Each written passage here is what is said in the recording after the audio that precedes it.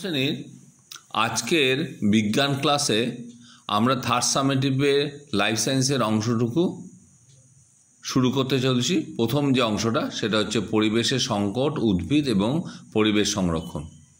প্রথমে আছে জলবায়ুর পরিবর্তন। এই পাঠের বিষয়ে ঢোকার আগে আমাদের জানতে হবে আবহাওয়া এবং জলবায়ু বলতে কী বুঝি।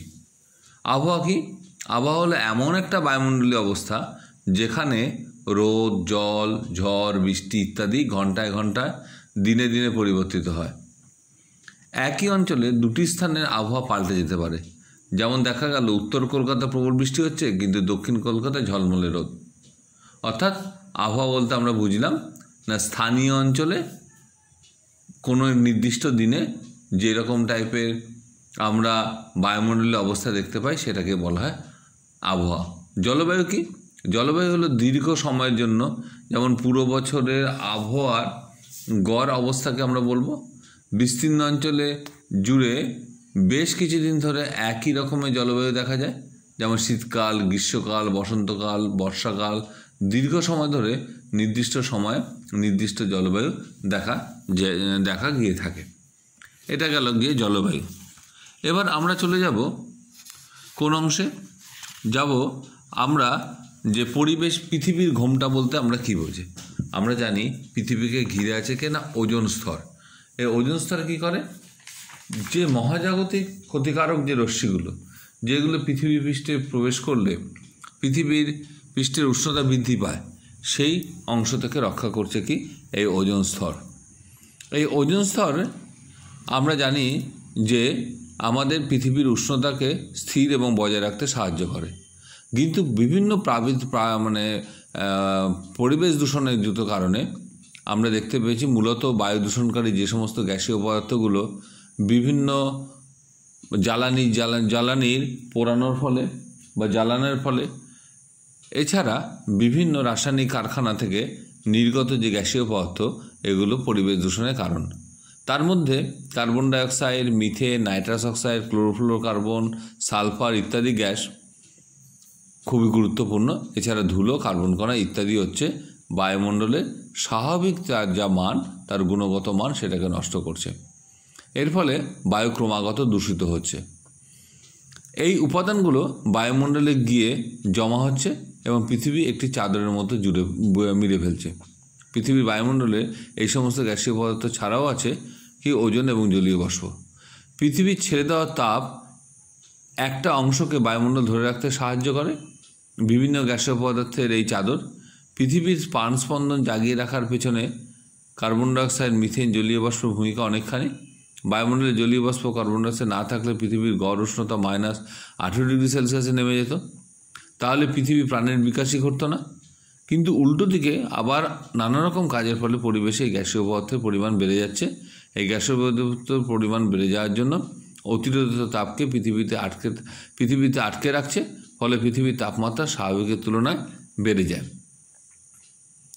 এই ঘটনাকে বলা হচ্ছে বিশ্ব উষ্ণায়ন। বিশ্ব উষ্ণায়নের পরিবর্তনে জলবায়ুর বৃহৎ পরিবর্তন সংঘটিত হচ্ছে। কিছু কিছু গ্যাস পৃথিবীর বায়ুমণ্ডলে স্বাভাবিক থাকে। বিজ্ঞানীরা গবেষণা করে দেখেছেন কয়েক যুগ ধরে এই গ্যাসগুলির মাত্রা অনেকটাই বেড়ে চলেছে। এর কুফলগুলো কী কী? বিভিন্ন কাজের ফলে সৃষ্ট এই গ্যাসগুলির মধ্যে কার্বন ডাইঅক্সাইড অন্যতম। 1970 সাল থেকে 2004 সাল পর্যন্ত পরিবেশে গ্যাসের মেশার বার্ষিক হার বেড়েছে প্রায় 80%। বাতাসে কার্বন ডাইঅক্সাইডের মাত্রা 2006 সাল থেকে এত মাত্রায় বেড়েছে যে তা কয়েক লক্ষ বছরে আর কখনোই এতটা বাড়েনি।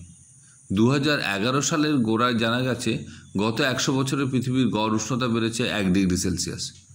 মার্কিন যুক্তরাষ্ট্রের গবেষণা সংস্থা নাসা জানিয়েছে 2005 সাল ছিল গত এক শতাব্দীর মধ্যে উষ্ণতম বছর। 1980 থেকে 88 সালের মধ্যে ভারতবর্ষে 18টি তাপপ্রবাহের ঘটনা ঘটেছে। এর ফলে অনেক মানুষ মারা গেছেন। 2005 সালে রাজস্থানে বন্যা আর উত্তর পূর্ব ভারতে খরা দেখা যায়। এমনিতে রাজস্থান কিন্তু শুকনো জায়গা, কম বৃষ্টিপাত অঞ্চল, আর উত্তর পূর্ব ভারতবর্ষ বেশি বৃষ্টিপাত অঞ্চল। অর্থাৎ দেখতে পারলে বিশ্ব উষ্ণায়নের জন্য কী দেখা যাচ্ছে? পরিবেশের উষ্ণতার পরিবর্তন হয়েছে বা তাদের ঋতুর পরিবর্তন হয়েছে। যেখানে খরা থাকার কথা সেখানে অত্যন্ত বৃষ্টি, এমনকি বন্যা পর্যন্ত হয়ে গেছে। আর যেখানে সারা বছরই বৃষ্টির পরিমাণ যথেষ্ট ভালো, সেখানে বৃষ্টির পরিমাণ অত্যন্ত কম হওয়ার জন্য খরা পরিবর্তিত হয়েছে, খরাপ্রবণ অঞ্চলে পরিণত হয়েছে। 2007 সালে 4বার মৌসুমী নিম্নচাপ ঘটেছে, যা স্বাভাবিকের থেকে দ্বিগুণ। এর ফলে বাংলাদেশ, ভারত এবং নেপালে ভয়ঙ্কর বন্যা হয়েছে। প্রচুর মানুষ জীবন এবং জীবিকা নষ্ট হয়েছে। গত 5000 বছর ধরে মে মাস থেকে আগস্ট মাস পর্যন্ত কাশ্মীরে অমরনাথের গুহার জমা বরফের উচ্চতা থাকতো প্রায় 12 ফুট, অথচ 2007 সালে জুন মাসের শেষেই অমরনাথে এই বরফের মাত্রা কী হয়েছে, 4 থেকে 5 ফুট উচ্চতায় হয়েছিল। তার মানে বোঝা যাচ্ছে যে পরিবেশ দূষণের জন্যই, পৃথিবীর উষ্ণতা বৃদ্ধির কারণে এই বরফের যে রাশি, যেটা অমরনাথে আমরা শিবলিঙ্গ হিসাবে গণ্য করে থাকি, সেটা গলে তার দৈর্ঘ্য অপেক্ষাকৃত কমে গেছে। এইগুলোর মাধ্যমেই আমরা বলতে পারি পরিবেশের জলবায়ুর পরিবর্তনের জন্য দায়ী গ্যাসগুলোর প্রভাব কী, সেগুলো সম্পর্কে আমরা জানতে পারলাম। ইত্যাদি করে পরিবেশে ক্রমাগত পরিবর্তন হচ্ছে। হিমালয়ের হিমবাহ যেগুলো, যেখান থেকে বিভিন্ন নদীর সৃষ্টি হয়েছে, সেগুলো নষ্ট হয়ে যাচ্ছে। তাতে পরে নদীতে, সাগরে জলের পরিমাণ বৃদ্ধি পাচ্ছে এবং অকারণে দেখতে পাচ্ছি বিভিন্ন সময় হচ্ছে জলোচ্ছ্বাসের মতো বিভিন্ন দুর্ঘটনা ঘটে চলেছে। এই সকল কারণে আমরা বিভিন্ন প্রাকৃতিক বিপর্যয়ের সম্মুখীন হতে হচ্ছে, হ্যাঁ, আমাদের সমগ্র পৃথিবীর বিভিন্ন অঞ্চলকে। 1993 থেকে 5 সালের মধ্যে সমুদ্রের জলতল প্রতি বছরে গড়ে 3 মিলিমিটার বা 0.1 ইঞ্চি বেড়ে চলেছে। ভারতবর্ষ বাংলাদেশের অন্তর্গত সুন্দরবনের বিস্তীর্ণ অঞ্চলে আজ এই বিপদের সম্মুখীন। পৃথিবীতে সবচেয়ে বেশি বাঘের আবাস ছিল এই সুন্দরবন। আবার এই অঞ্চলে বাস করে প্রায় 40 লক্ষ মানুষ। এদের সকলের অস্তিত্ব আজ সংকটের মুখে এই দূষণের প্রভাবে। হিমবাহ প্রায় 80% সূর্যরশ্মি প্রতিফলিত করে আর তার 20% শোষণ করে। হিমবাহ সম্পূর্ণ গলে গেলে এই 80% সূর্যরশ্মি ভূভাগ দ্বারা শোষিত হবে, পৃথিবীর উষ্ণতা কিন্তু আরও বৃদ্ধি পাবে। এগুলো গেল পরিবেশ দূষণের কুপ্রভাব দেখতে পেলাম। একই রকমভাবে প্রবাল প্রাচীরে বিভিন্ন ক্ষতিগ্রস্ত হয়েছে। আমাদের জানতে হবে প্রবাল কি। মৃত প্রবাল আর অন্যান্য জৈব বস্তুর সাহায্যে সাধারণত প্রবাল প্রাচীরের অংশ হিসাবে প্রবাল দ্বীপ তৈরি হয়েছে। ক্রান্তীয় উপক্রান্তীয় অঞ্চলে সাধারণত প্রবাল দ্বীপ তৈরি হয়। প্রবাল দ্বীপগুলি সমুদ্রপৃষ্ঠ থেকে কয়েক মিটার উঁচু হয়ে জেগে ওঠে। বিশ্ব উষ্ণায়নের ফলে পৃথিবীর প্রবাল দ্বীপ এবং প্রবাল প্রাচীরগুলি বিপন্ন হয়েছে। বিশ্ব উষ্ণায়নের ফলে ভারত মহাসাগরের জলের উষ্ণতা বেড়ে গিয়েছে। এই অঞ্চলের প্রবাল প্রাচীরগুলিতে বাস করে অনেক ধরনের মাছগুলি উষ্ণতা বৃদ্ধির ফলে এই প্রবাল প্রাচীরগুলোকে আর সেই মাছেদের আদর্শ স্থান বলে থাকছে না। লোভী মানুষের প্রবাল চুরির নেশায় এদের ধ্বংস মেতেছে। তাহলে পরিবেশ দূষণে তাদের কুপ্রভাবের ফলে এই ঘটনাগুলো আমরা সংঘটিত হচ্ছে। এবার চলে যাব আমরা জীববৈচিত্র্য বলতে কী বোঝা যায়। তাহলে জীববৈচিত্র্য জিনিসটা কি তোমাদের জানতে হবে। কোনো নির্দিষ্ট অঞ্চলে যে সমস্ত উদ্ভিদ, প্রাণী এবং জীবাণুদের বৈচিত্র্য নিয়েই জীবাণু দেখতে পাওয়া যায়, তাদের এই বৈচিত্র্যগুলোকে নিয়েই তৈরি হয়েছে জীববৈচিত্র্য। সমস্ত সৌরজগতে পৃথিবী কোনো একটি ভৌগোলিক অঞ্চলে পৃথিবী এমন একমাত্র জীবন এবং জীববৈচিত্র্য দেখতে পাওয়া যায়। অন্য কোনো গ্রহে এমন প্রাণীর সন্ধান মেলেনি। আমরা জীববৈচিত্র্য পৃথিবীর এমন অনেক বহু অঞ্চল আছে যেখানে খুব বেশি সংখ্যক প্রজাতির জীব পাওয়া যায়। আবার সেই সব অঞ্চলে এমন সব প্রজাতির জীব পাওয়া যায় যা অন্য কোথাও পাওয়া যায় না। সেই অঞ্চলগুলোকে আমরা বলি জীববৈচিত্র্য গুরুত্বপূর্ণ অঞ্চল। ইংরেজিতে কী বলা হয়ে থাকে না, বায়োডাইভার্সিটি হটস্পট বলা হয়। বায়োডাইভার্সিটি হটস্পট বলা হয়ে থাকে। আমাদের ভারতবর্ষে 4টি বায়োডাইভার্সিটি হটস্পট আছে। একটা নম্বর হচ্ছে পূর্ব হিমালয়, 1 নম্বর পূর্ব হিমালয়, যেখানে দেখতে পাচ্ছি সিকিম, দার্জিলিং, ডুয়ার্স তরাই অঞ্চল এর মধ্যে অন্তর্গত। পশ্চিমঘাট পর্বতমালা এবং শ্রীলঙ্কা ভারতবর্ষের পশ্চিম উপকূল বরাবর ঘন অরণ্যে ঢাকা পাহাড়ি অঞ্চল। ইন্দো বার্মা, উত্তর পূর্ব ভারতের রাজ্যসমূহ, সুন্দারল্যান্ড ভারতের আন্দামান নিকোবর অঞ্চল। এগুলোকে আমরা বলে থাকি বায়োডাইভার্সিটি হটস্পট, যেখানে বহু প্রজাতির আমরা জীব দেখতে পাওয়া যায় যাদেরকে অন্য কোথাও দেখতে পাওয়া সম্ভব নয়। আমাদের ভারতবর্ষের জীববৈচিত্র্য এত বেশি যে একে অতি বৈচিত্র্য দেশ বা মেগা ডাইভার্সিটি নেশন বলা হয়ে থাকে। পৃথিবীতে এরকম কতগুলো দেশগুলি আছে যাদেরকে আমরা মেগা বায়োডাইভার্সিটি নেশন বলে থাকি, যেমন ব্রাজিল, ইন্দোনেশিয়া, মাদাগাস্কার, ইকুয়েডর ইত্যাদি। জীববৈচিত্র্য এবং ভারতবর্ষ পৃথিবীর 17টির অতি জীববৈচিত্র্য সম্পন্ন দেশের মধ্যে ভারতবর্ষ হচ্ছে অন্যতম। এ পর্যন্ত প্রায় 91,212 প্রজাতির বন্যপ্রাণী এবং পোকামাকড়, শামুক, কেঁচো ইত্যাদি খোঁজ পাওয়া গেছে। ভারতের ভূখণ্ডীয় আয়তন 33 লক্ষ বর্গ কিলোমিটার, যার মধ্যে 19.7% বা প্রায় 1/5 অংশ এলাকা বনভূমিতে ঢাকা আছে। জীববৈচিত্র্য এর থেকে আমরা দেখতে পাওয়া যায়।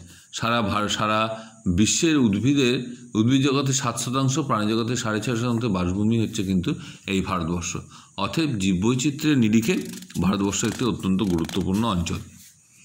জীববৈচিত্র্যের গুরুত্ব অসীম। জীববৈচিত্র্য কারণের জন্য ভারতবর্ষের বিভিন্ন ঋতুতে আমরা বিভিন্ন খাবার পাই, অর্থাৎ খাবারের যে বৈচিত্র্য, জীববৈচিত্র্য কারণে এটা সম্ভব হয়েছে। এই অনুকূল পরিবেশে বিভিন্ন প্রজাতির উদ্ভিদ এবং প্রাণী থাকার জন্য আমাদের খাদ্যের ভাণ্ডারের অপরিসীম। জীববৈচিত্র্যের কারণেই আমরা দেখতে পেয়েছি যে কি না প্রকৃতির বিভিন্ন প্রাণী এবং জীবেদের মধ্যে তাদের ভারসাম্য রক্ষণশীল হচ্ছে। জীববৈচিত্র্যের কারণে বিভিন্ন অঞ্চল আমাদের দেখতে পাচ্ছি সেগুলো বিনোদনের জন্য বা ভ্রমণের আকর্ষণে বিশ্বের বিভিন্ন স্তর থেকে, বিভিন্ন অঞ্চল থেকে মানুষ সেখানে ভারতবর্ষে এসে ভিড় করছেন, যার ফলে যেসব অঞ্চলে জীববৈচিত্র্য বেশি সেই অঞ্চলে ভারতবর্ষের আর্থসামাজিক অবস্থার জন্য দায়ী অবশ্যই এক গুরুত্বপূর্ণ একটি ভূমিকা পালন করছে জীববৈচিত্র্য। এছাড়া বায়ুমণ্ডলে যে কার্বন ডাইঅক্সাইড, অক্সিজেনের ভারসাম্য বজায় রাখা, এছাড়া বিভিন্ন যে প্রাকৃতিক ক্রিয়াকর্ম জীববৈচিত্র্যের কারণেই কিন্তু সংগঠিত হয়ে চলেছে। শিল্প সাহিত্য জীববৈচিত্র্যের একটি গুরুত্বপূর্ণ ভূমিকা আছে। জীববৈচিত্র্য হ্রাসের কারণ কি? অবশ্যই হ্রাসের কারণ সেটা হচ্ছে বিভিন্ন আমরা লোভী চোরা শিকারীর দলরা বিভিন্ন প্রাণীদের পৃথিবীর বিভিন্ন অঞ্চল থেকে শিকার করছে চামড়ার লোভে, তাদের হাড় ইত্যাদির লোভে বা তার শরীরের বিভিন্ন অংশ ব্যবহার করে ওষুধ তৈরি করার জন্য। এর ফলে অনেক প্রাণী অকালে মারা যাচ্ছে। আবার ক্রমাগত পরিবেশে উষ্ণায়নের কারণে বিভিন্ন অঞ্চলগুলো কী হচ্ছে ব্যবহারে অনুপযোগী হয়ে চলেছে, বা খুব বেশি জমির লোভে বা শৌখিন বস্তু তৈরি করার লোভে আমরা জঙ্গল কেটে ফেলছি, বা জমি বাড়ানোর জন্য আমরা কী করছি জঙ্গলকে নষ্ট করে ফেলছি। এর কারণে জীববৈচিত্র্য হ্রাস পাচ্ছে। যেমন সাইবেরিয়ার বাঘের অস্তিত্ব সংকটের অন্যতম কারণ হলো তাদের বাসস্থান অর্থাৎ জঙ্গল নষ্ট করে দেওয়া। এইভাবে তারা ক্ষতিগ্রস্ত হয়ে চলেছে। পরিবেশের নতুন প্রজাতির আগমন, যেমন আমরা দেখতে পেয়েছি যে গ্যালাপাগোস দ্বীপপুঞ্জে বাইরে থেকে কুকুর, শুয়োর, ছাগল ইত্যাদি নিয়ে আসা হয়েছিল। এই ছাগলরা কচ্ছপের খাবার যেমন ঘাস পাতা খেয়ে ফেলে, কুকুর শুয়োরেরা খেতে কচ্ছপের ডিম খেয়ে ফেলে। গ্রাম বাংলায় জলাভূমিতে আফ্রিকা থেকে তেলাপিয়ার বিশাল মাগুর জাতীয় চাষ করার জন্য অনেক ছোট ছোট যে মাছ, যেগুলো আমাদের পশ্চিমবাংলা সহ ভারতবর্ষের বিভিন্ন অঞ্চলে চাষের জন্য বিখ্যাত ছিল, যেমন মোরলা, পুঁটি, কলসে, এই মাছগুলো অকারণ হারিয়ে হয়ে যাচ্ছে। জীববৈচিত্র্যের অন্যতম কারণ হচ্ছে জলবায়ুর পরিবর্তন। জলবায়ু বিশ্ব উষ্ণায়নের জন্য বরফের স্তর গলে যাওয়ার জন্য মেরু ভাল্লুকের অস্তিত্ব বিপন্ন হচ্ছে।